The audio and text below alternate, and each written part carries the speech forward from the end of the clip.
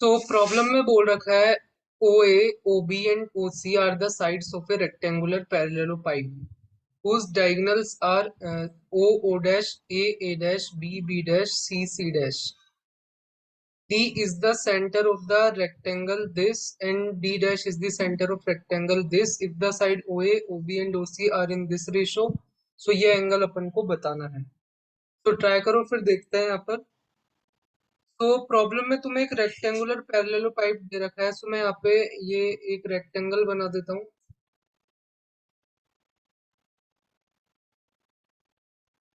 ये ओ ए साइड है अपनी, ये ओ बी एंड यहाँ पर ये थर्ड जो साइड है उसको ओ सी ले लेता है, क्योंकि तीन वेक्टर से मिलकर यहाँ पे तुम्हारा पैरेललोपाइड तुम्हें बन जाता है O A O B and O सी। तो ये अपना वो हो गया, इसको मैं ज्वाइन कर देता हूँ।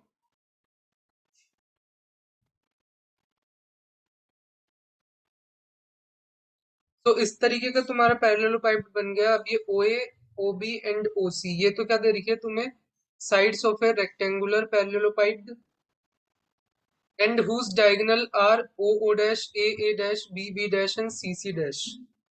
तो एक डायगोनल है जो ओ डैश है, एक ए डैश है, यहाँ पे इसके अपोजिट आएगा, सी डैश यहाँ पर आएगा एंड ये बी डैश वाला पॉइंट यहाँ पर आ जाएगा। तो ये चार डायगोनल है अपने पास। और डी बोल रखा है is the centre of rectangle A C dash O dash B dash. तो A C dash O dash B dash ये इस रेक्टेंगल का जो सेंटर है वो अपना डी है। सो यहाँ पर इसके सेंटर को जो ये इस डायगोनल जो रेक्टेंगल के डायगोनल है उनका जो पॉइंट ऑफ इंटरसेक्शन होगा वो यहाँ पे सेंटर है। सो उसको मैं कुछ डी बोल देता हूँ, ठीक है। एंड यहाँ पर जो डी डैश दे रखा है वो सेंटर है rectangle O dash B dash C A dash का। So O dash B dash C A dash इसका जो सेंटर है वो यहाँ पर इसके डायगोनल्स का पॉइंट ऑफ इंटरसेक्शन होगा, सेम जैसा इसका था। सो इसको मैं यहाँ पे डी डैश बोल रहा हूँ और ये अपना डी है, ठीक है, जैसे प्रॉब्लम में दे रखा है। और ओ A O B and O सी जो साइड्स है वो इस रेशो में है, यानी 1:2:3 में दे रखी है। तो इसको यहाँ पे ओ ए को की लेंथ में 1 मान लेता हूँ, ओ बी की लेंथ में 2 मान लेता हूँ एंड ओ सी की लेंथ 3 मान लेता हूँ, कुछ भी मान सकता हूँ। तो ये अपना आई कैप हो जाएगा। ये ओ बी देखेंगे, सो ये अपना 2 जे कैप हो जाएगा एंड ये अपना 3 के कैप हो जाएगा। परपेंडिकुलर है तीनों, ये एक्स, ये वाई एंड ये जेड, इस तरीके से, ठीक है ना। तो अब अपन यहाँ पर प्रॉब्लम को देखते हैं कैसे करना है। सो सबसे पहले अपन को जो एंगल निकालना है वो है डी ओ डी डैश। तो डी पॉइंट यहाँ पर है, डी डैश पॉइंट यहाँ पर है। सो अपन को ये एंगल निकालना है। जब मैं इन दोनों वेक्टर को ज्वाइन कर दूंगा इनके बीच का जो एंगल बनेगा वो मुझे निकालना है। तो सबसे पहले उसके लिए मुझे ये दो वेक्टर निकालने पड़ेंगे, O D dash and O D vector. So अगर मैं इस फिगर को दोबारा बनाऊं, सो यहाँ पे एक बार वापस बना देते हैं फिगर को।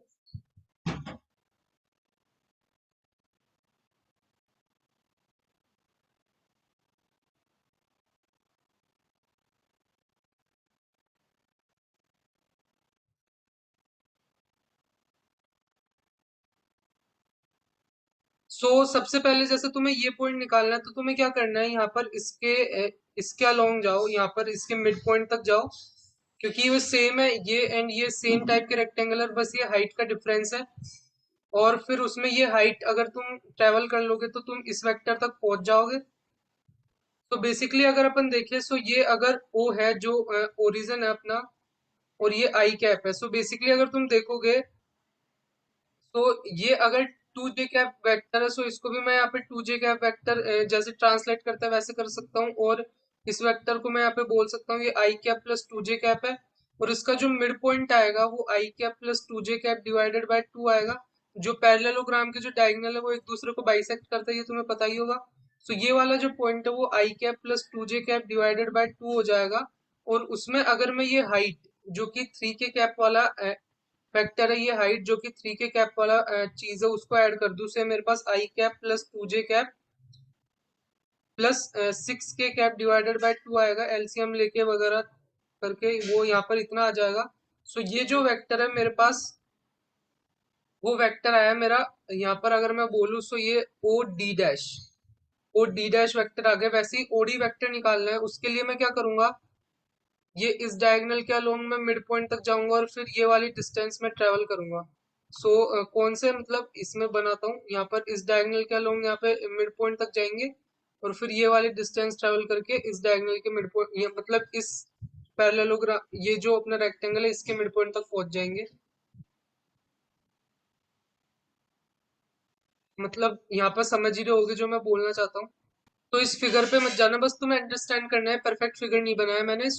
ये चीज तुम्हें ध्यान रखनी है। सो अगर अपन ये मिड पॉइंट निकाले, अपन को पता है कि ये वेक्टर अपना 3k कैप वेक्टर है एंड ये वेक्टर अपना 2j कैप वेक्टर है। मिड पॉइंट देखेंगे तो 2j cap plus 3k cap divided by 2 आ जाएगा। और फिर ये जो डिस्टेंस है वो अपनी आई कैप है, इसमें आई कैप ऐड कर देंगे तो 2j cap plus 3k cap plus 2i cap divided by 2 हो जाएगा एलसीएम लेने के बाद। ये तुम्हारा ओ डी वेक्टर आ जाएगा। अब ये दो वेक्टर आ गए तुम्हारे पास और एंगल निकालना है, तो तुम्हें पता ही है कि अगर मैं अल्फा बोल दूं तो वो क्या होगा, ओडी का dot product with OD dash and divided by OD का मोड, ओडी का मैग्नीट्यूड एंड ओडी डैश का मैग्नीट्यूड। बेसिकली अगर डॉट प्रोडक्ट करोगे तो यहाँ पर तुम कितना आ जाएगा, एक तो 2 आ रहा है प्लस 6 आ रहा है प्लस प्लस यहाँ पे कितना आ रहा है, चेक करे तो, ओ सॉरी मैंने गलत मल्टीप्लाई कर दिया। ये आई कैप का इसके साथ करेंगे तो 2 ही आएगा, इस 2j कैप का इसके साथ करेंगे तो यहाँ पे 4 आएगा, ये यहाँ पे 4 आएगा। एंड इस 6k कैप का 3k कैप के साथ करेंगे तो 18 आएगा। एंड ये 2 एंड 2 मल्टीप्लाई हो रहा है, डिवाइड में 4 और आ जाएगा यहाँ पर। ये तुम्हारा आ रहा है 24 डिवाइडेड बाय 4। तो ये तुम्हारा आ जाएगा 6 आ गया। और अब इनके मैग्नीट्यूड भी देख लेते हैं। मैग्नीट्यूड अगर अपन देखेंगे तो 2 को तो बाहर निकाल लेता हूँ, यहाँ पे आ जाएगा अपने पास 1 + 4 + 36, तो √41 डिवाइडेड बाय 2। एंड इसका देखेंगे 4 + 9 + 4 डिवाइडेड बाय 2 जो कि √17 डिवाइडेड बाय 2 आ रहा है। यहाँ पर अपने पास क्या आया, 4 एंड डिवाइड में यहाँ पर इस ऊपर 6 आ रहा था, सॉरी ये 6 है यहाँ पर, ये मैंने गलत लिख दिया। एंड ये अपना √41 मल्टीप्लाई बाय √17, तो 24 डिवाइडेड बाय रूट ऑफ, यहाँ पर अगर कैलकुलेट करें 41 मल्टीप्लाई बाय 17,